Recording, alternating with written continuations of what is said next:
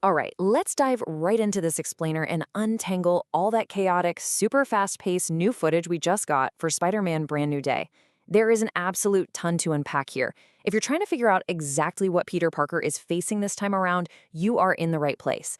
The sheer volume of reveals in this source material is staggering, but by structuring the information, we can cut through the noise and understand the kind of physical and emotional gauntlet our hero is about to run.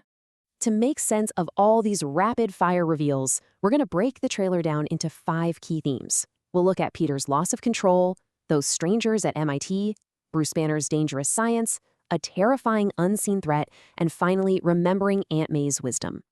Starting things off with Section 1, Peter's loss of control. To really understand Peter's internal battle, we have to see how this footage immediately strips away his stability, right from the opening frames. Right out of the gate, the trailer hits us with a massive question about Peter's DNA, which really defines the core conflict of this story. We see a totally panicked Peter literally asking, "What is happening to me?" and claiming he's losing his mind. And then there's this super eerie, disembodied voice taunting him, "Did you miss me, Spidey?" So this isn't just your standard villain attack. The source material is making it crystal clear that this is an attack on his actual biology. Something terrible is messing with his DNA.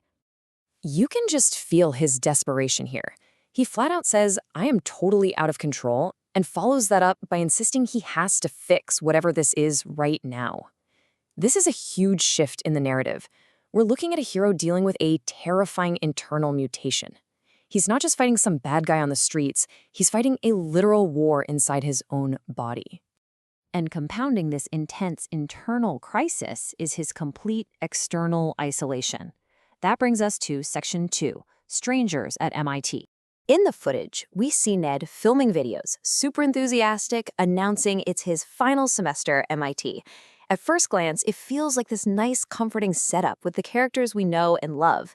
But man, a heartbreaking shift in dynamics drops incredibly fast. Yeah, we're introduced to a totally tragic new status quo. It goes from MJ jokingly asking Ned who on earth is actually watching his videos, classic friendly banter, to this horrible realization when a voice chimes in and asks, "You two don't know each other."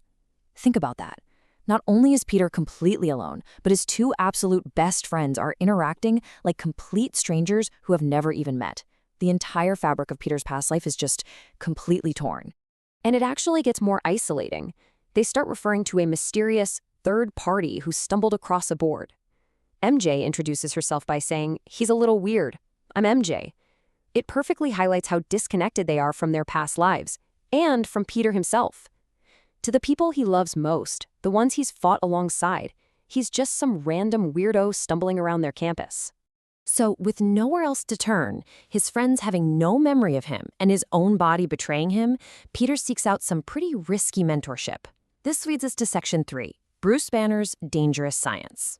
Peter specifically hunts down Dr. Banner for his expertise to cure this mutating DNA. He finds him and asks, "You found a way to suppress mutating DNA, right?" Peter is desperately looking for a clean, simple fix, basically asking if he can just get rid of the bad aspects but keep the good. But come on, we know science, especially Bruce Banner's science, is never that simple. This sets up a really fascinating philosophical conflict. You have Peter's desperate, honestly kind of naive desire to just fix his biology like it's a broken machine. But Banner responds with a really ominous warning, questioning how anyone can decide what parts of nature are good or bad, and pointing straight to the terrifying risk of the monster taking over. Banner knows exactly what happens when you start messing with your own biology. We hear him issue this absolutely chilling directive: "If you see me with this off, run." That quote, followed by this massive, thunderous roar in the footage, proves that trying to suppress a monster definitely doesn't always go according to plan. Sometimes the supposed cure is way more destructive than the disease itself. And the aftermath of whatever Banner unleashes is huge. Peter's shocked reaction says it all when he goes, "I didn't know you could get that big." It tells us that whoever or whatever Banner turns into or lets loose from these experiments is this massive, completely uncontrollable threat. There's even a remark that this monster might get away with something terrible. But a giant roaring monster isn't the only problem. Let's pivot to Section 4 and explore the chilling details of the unseen threat. According to a character named Metzger, they are dealing with a totally unique tactical nightmare. It's a threat they can't control, and worse, one they can't even see. But here's the real kicker. Peter is the only one immune to it, and he is the only one who can actually sense it. His spider sense is literally the entire world's only early warning system against this invisible danger. So what is this invisible enemy actually after? Peter poses this exact question in the trailer, reminding us that this unseen threat isn't just out there causing random chaos. They have a very specific, mysterious objective that puts absolutely everyone at risk. Finding out what kind of objective requires them to stay entirely off the radar is clearly going to be a huge driving force in the story. This unseen danger, stacked on top of his total lack of a support network, leaves an isolated Peter begging a guy named Frank for shelter. His plea, "Frank, please, I don't have anywhere else to go," just proves how thoroughly stripped of resources our hero truly is right now. No high-tech gadgets from billionaire mentors, no friends to lean on, no home. Just a desperate guy running out of options. But despite the terrifying biological mutations, the crushing social isolation, and these invisible enemies closing in, the emotional core of this explainer relies on Section 5, remembering Aunt May's wisdom. Aunt May's voice cuts through all the chaos and explosions in the footage. She reminds him, never forget that, no matter how powerful you become. She tells them that while things might get scary, the people who love him do so because of who he is on the inside. It is such a vital grounding force for a hero who is literally terrified he's turning into a monster. You can really feel the incredible weight of her absence. Peter's quiet, heartbreaking admission, "I miss you, May," is profoundly moving. It pulls all these flashy superhero elements, the giant monsters and the invisible threats, right back down to a deeply human story of grief and resilience.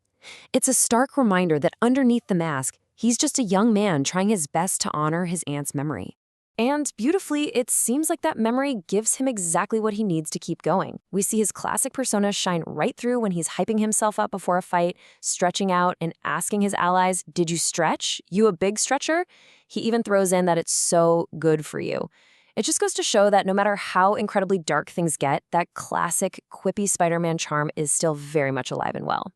Which brings us to our final lingering question. Will Peter overcome his mutated DNA and defeat an enemy he can't even see, all without losing the humanity Aunt May instilled in him? We're left wondering just how much of a physical and emotional toll this brand new day is actually going to take on Spider-Man. Understanding these 5 themes gives us a massive head start on unraveling the mystery. Thanks so much for joining me for this explainer, and as always, keep learning and keep looking deeper.